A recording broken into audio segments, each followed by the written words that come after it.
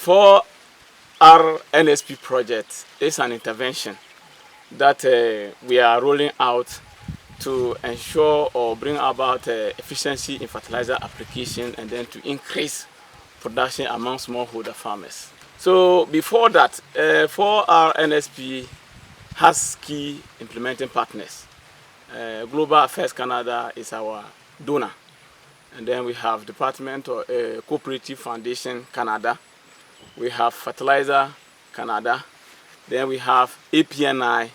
Then we have the local implementing partners, which include Sen Ghana, SARE, CSIR.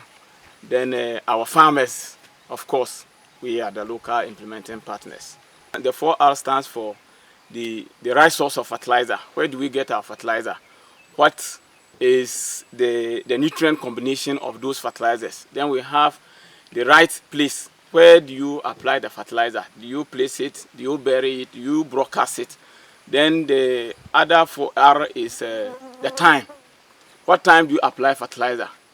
Is it 1 week, 2 weeks, 10 weeks after planting? What time do you apply? And then the right rate. What is the quantity that you are supposed to use to apply? Is it 2 cups, 1 bowl, 1 handful per plant or per hill? So that's what the 4R means. In the past or even in the recent times, farmers are doing a lot of work. They invest a lot of energy, they invest a lot of money into farming or cultivating crops, but they do not get any significant yields. So we are trying to look at what are the attainable yields within the corridor and what is actually the actuals that the farmers are getting. So we want to use this project to bridge this gap between the attainable yields and then what farmers are currently achieving.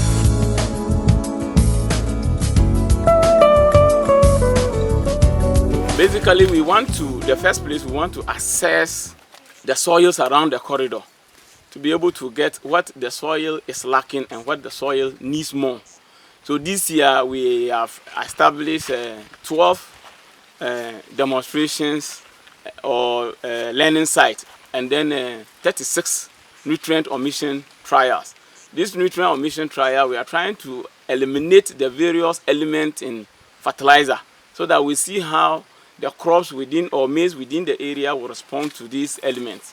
So if you come to these trials we are conducting, we have 6 plots in each of the trials, and in each of these trials there is a treatment that we are having in those plots. If you go through what we have done, the 6 plots, you will realize that we have the first plot, which is a control. We do not apply anything. We just planted the maize there, and then we are doing the other agronomic practice, the weeding, whatever we are doing to the others, we are doing to it, but it's a control without fertilizer. The second plot, we omitted nitrogen to see how the soils around or the maize will respond to other fertilizers, that is phosphorus and potassium without nitrogen. Then you come to the third plot. In the third plot, we omitted phosphorus to see how the maize will respond to nitrogen and potassium. Then you go to the fourth plot. In the fourth plot, we omitted potassium to see how the maize will respond to nitrogen and then phosphorus. Then you go to the fifth plot. In the fifth plot, we applied NPK, nitrogen, phosphorus, and then potassium. Then the last plot, which is the sixth plot, we added trace elements. The trace elements include magnesium, boron, and then zinc, to see how these micronutrients are able to influence yields in this plot, so that going forward, the project will try to make recommendations to fertilizer blending companies to produce fertilizer that are best and suitable for the area. As we are saying, it's early days. Even before the start of the project, the nutrient omission trial, we came earlier on to pick soil samples to conduct some soil analysis so that we'll know what are the elements lacking in the soils. So looking at the preliminary results that we are seeing based on what is on the plot, you can see that the first plot, which is control, the maize are basically looking miserable, and then no farmer will want to have that kind of maize in his.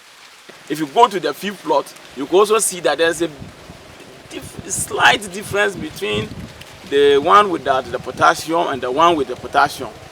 So, and then the last one where we added the micronutrients, there is a great significance. The leaves and then the vegetative growth is greener and look appealing to the eye.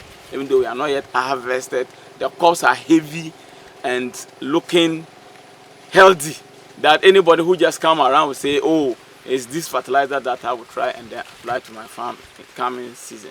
So basically, if you look at what we have done, you realize that most of the farmers, it's just not that they don't apply the fertilizer, but they don't go by these 4R NSP program principles. These principles, at what time are you applying? In most of the cases that we go see farmers do their work in the field, they just wait, and when the maize are about tasseling, then they go to apply the NPK and then give it to it, and that's all. But looking from what we are doing, it basically shows that the soil has lost a lot of fertility. They are basically poor in nutrients, and then when you cultivate and then you want to make maximum or efficiency as a farmer, you need to apply fertilizer, and you need to apply it rightly. And the right way to go is to go with this 4R NSP project, a program principle.